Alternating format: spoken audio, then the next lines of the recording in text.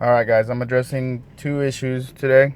They're both have to do with the rattling noise in the dash, which is actually not the dash. You can find that stuff in the forums, but I really haven't seen anything on videos.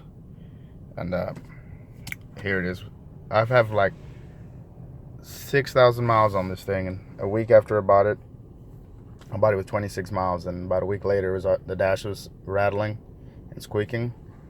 And so I looked up stuff, and I finally found out what it was, and the dealerships couldn't figure it out, but here it is. Let me get to it. This little piece right here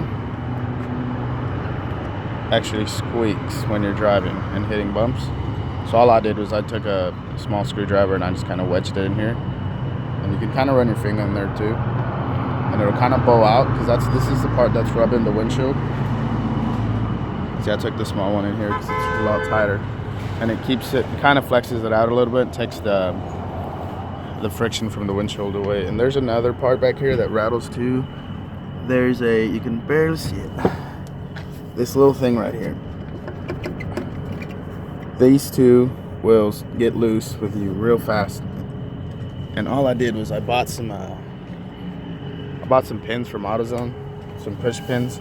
They were only like $3, and it's a simple fix. Let me see if I can find it. The part here. But anyway, you can actually just buy bigger pins for those things, and it's a real easy fix, and just push them in there because those things wear out really, really fast. But other than that, that's all I got for that. If you guys haven't found any solutions to your stuff, that's definitely it. The passenger side on the windshield would do it too. So just do the same thing, kind of wedge your finger in there, or just a small screwdriver, and it'll put like a little bitty gap between the windshield and that little gasket. All right guys, thanks for watching.